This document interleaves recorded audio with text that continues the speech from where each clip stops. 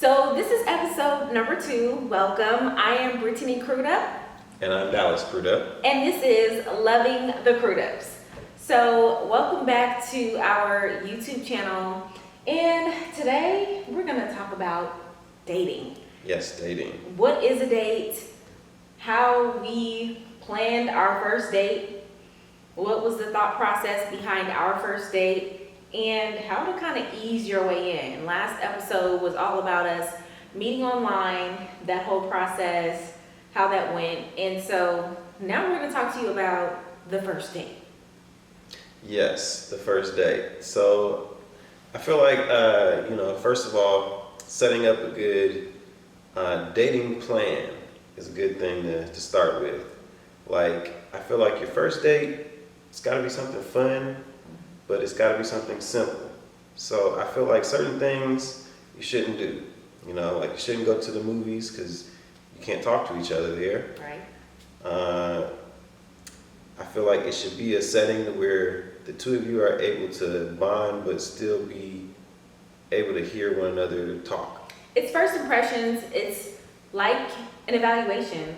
So Exactly. You're really trying to test the waters. So that's what we're actually calling this episode. We're testing the waters. We're trying to check each other's temperature. We're collecting data. Now, for us at this point in our dating journey, we were talking over the phone for probably close to a month and a half before we ever had our first date. And so tell a little bit about that, because you had a whole lot of dating questions for me Yes. in that process. So in that process, yes, we did some talking over the phone, but one of the first things I wanted to implement was let's video chat first. Because I felt like video chatting, it makes it so that it's like you're almost like there next to the person, but not really. So you can kind of get to know them and kind of feel their energy a little bit. Yeah, exactly. And we touched on that a little bit in our last episode. So if you haven't seen it, be sure to check it out on our channel. Now, what Dallas isn't sharing with you right now is that Dallas had about 100 million questions, dating questions.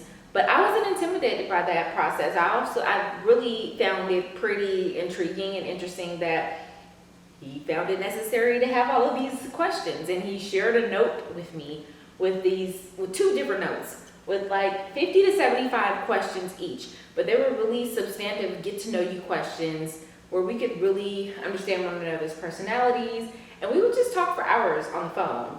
We kind of started off maybe talking once or twice a week, then every other day. And then it got to a point where we were speaking every day, whether it was via text or via phone. And so that really allowed, or via FaceTime, and that really allowed for us to really get to know one another. So let's fast forward to the first date. Where did we go?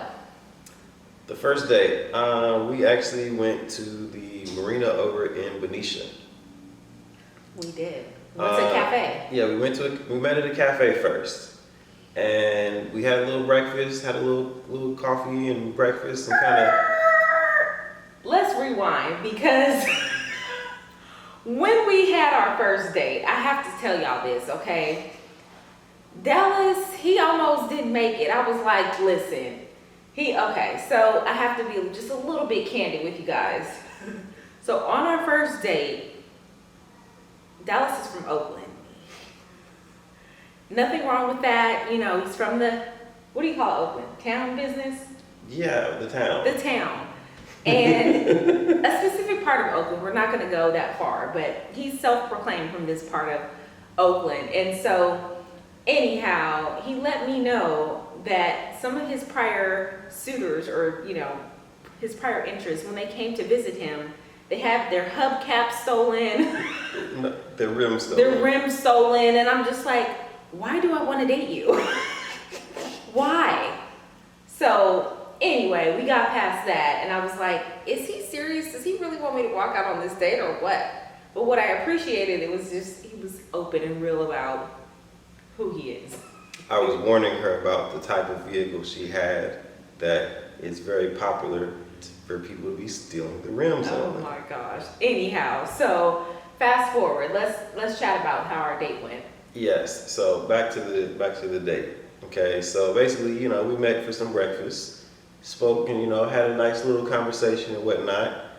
And, we finished our breakfast and we're like, okay, this is getting kind of interesting, but I don't really feel like I know enough or got enough information here. Right. Yeah. So we said, all right, it's still early. We've only been going for just a little bit, so let's go a little further. But Dallas had a science behind the timing of the date, which was, I believe, 11 a.m. So tell us about that, babe. What do you mean? It was a science behind why you chose for us to meet at 11 a.m. Because if it didn't go well, What do you mean if it didn't go well? if it didn't go well, it was going to be over. It was early enough where he didn't have to get me lunch. I mean, it was early enough. It was early enough where he didn't have to get me dinner or anything like that. So it was optional. It was just like a little cafe, that wasn't the case? Okay. He chose 11 a.m. for a reason, y'all. Anyways, that's But what he time ended I was up available. loving me. That's what was available in my schedule.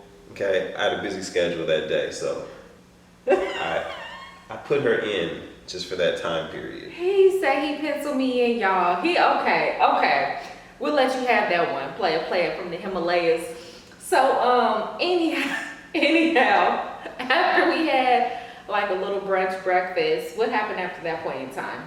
Okay, then we said, all right, you want to do something else? And then we kind of looked up a few little things just to see, what else could we do. I wasn't really too familiar with what else was out there, and she recommended. I recommended we just take a stroll on First Street in Benicia. Yes, and that's what we did. That's what we did, and the date ended up lasting for a total of like 6.5, almost 7 hours. Yeah, I know. I should have been charging her by the hour. He should have been charging me by the hour. I should have been charging him by the minute, honey. So, he really liked me. He must have really liked me, and I must have really liked him to spend 6 hours on a first date with this man. Yeah, that's what she says. So anyhow, we went, we stopped at a museum. We stopped in like a little arts and crafts, consignment store. We picked up a couple little knickknacks. Well, I picked up a couple little knickknacks from the store. We got ice cream, and that was interesting because I think we might both be lactose intolerant. What? He's telling all of I'm this. sorry. So let's just say the date got spicy after the ice cream. Yeah. Oh, that's a good way to put it, babe. Oh my gosh. And wait, but no. Before the ice cream, okay, we all of a sudden walking down the street, and some random lady just is like, hey, you should come in my office and come to my little office and see what I have to offer or whatever. And I'm like, you burning up my time, lady, right now. He was frustrated with this very nice lady who she worked at, I think it was Caldwell Banker, and we were looking at the advertisements of homes outside of the office, and she comes out to greet us. She already thought that we were married, and she was like, oh, are you guys looking for your first home together? And I'm like, wow, she sees us as a married couple? Interesting. But to Dallas, she was burning up our time. Yes, my time is very valuable. Yeah. Especially on a first date. He wanted all of this. No, she took her in there and was like going for like almost like 15, 20 minutes. I'm like standing outside like, come on now. I almost left you right there with that lady. She would have had to take you to dinner afterwards. He wanted all of this chocolate drop. So then we went to a few other places, along First Street. Just kept looking around and chatting, getting to know one another. I was like, okay, he's an interesting guy. I'm not really sold. We talked about travel. We talked about a few things, but I was still trying to test the waters and feel him out. And so it comes a time when we were sitting by the reservoir or the lake or wherever by a bench. There's like a nice little overpass, but it was like a quaint little bench where we could both just sit and chat. And that's where we spent a lot of time chatting. And then comes, dun dun dun dun, the kiss. How did we get there? Okay, well, it just happened anyways. an inside joke about that kiss. Yeah, there's an inside joke. It has two different stories here. It has two different stories that I believe my version would have involved chapstick. His, it was a little chilly that day, but I was like, I don't know if he gonna make it to the next date, cause you know. Anyways, if your date lasts that long, you're going somewhere. You're making progress. You're making progress, exactly. So Dallas walked me to my car after we had, a great time just chatting, getting to know one another, and we sealed it with a kiss, and we continued to chat from there. Yes. So, what do you envision as dating? How do you view dating, especially at the point that we were in our dating journey? I envision dating number one, I feel like, if you're really gonna find somebody, like what we did here, you gotta treat this like a job. You gotta really go hard on it, in that you gotta put in the time, number one. Creating the questions like what I did. I created let's say about 50 to 100 questions. Different things I wanted her to answer for me. And a lot of those things, they helped create more conversation. So it's like she may answer, say 5 questions, but those 5 questions may take maybe let's say 30 minutes to an hour to answer, because it's so many different things to say about those things. Exactly. And Dallas was very intentional about, dating, and he expressed to me, hey, there's a method to my madness. There's a reason why I'm asking all of these questions, which I didn't refute, but he had told me he had an experience where he was dating, other ladies before, and they thought it was whack. I loved it.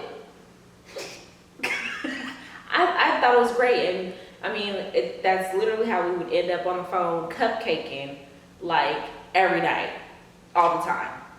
Yeah, and we've got more questions still to answer. Yeah, more questions still to answer. We're just in a different circumstance now. Yeah. Woo.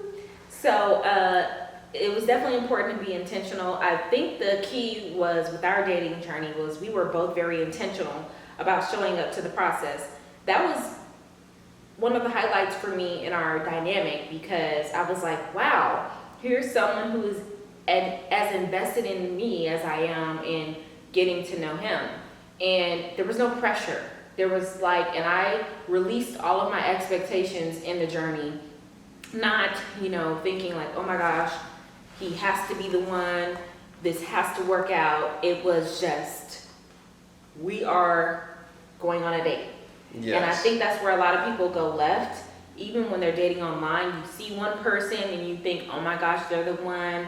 This is who God called to be my husband, or this is who God called to be my wife. Yeah. And you just... Will God send me a man? Oh my gosh. Or God send me a woman? No, that's not how it works. Yeah. You got to get out there and search. Yeah. Just like how you find a job. Mm-hmm. You got to put in quite a few applications. Yeah. You're going to have to get a bunch of I regret to inform yous. Right, exactly.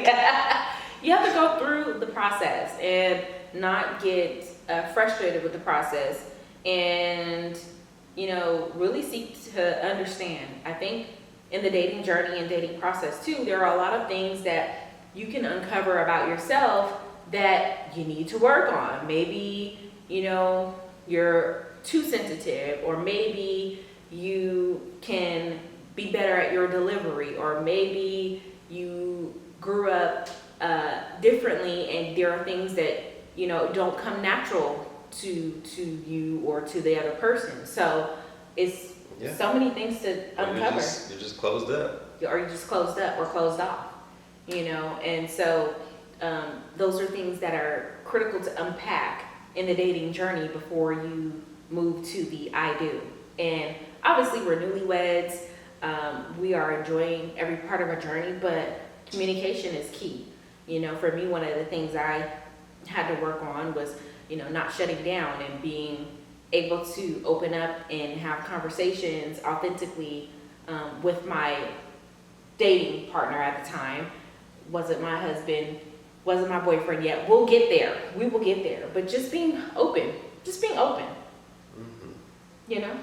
Yeah, being open. Yes, you got to be open to the process. You know, whether it's you got to read some dating material, you know, some self-help books, some things to help, you know, yourself get on that journey correctly. Like, I mean, I always say to myself, like, yeah, you got to know what you want, but you got to make sure you're comfortable in yourself first. That is so key. And I think this was the first time in my life that I had come to any process, especially a dating process, whole. I recognize I've done the work. There's no need for me to go backwards. Let me continue to move forward and embrace this journey and just be open. And I think that's what the both of us did. We were actually really ready, even though we were on the brink of, you know, giving up. We were ready to pursue love and, you know, pursue it fully.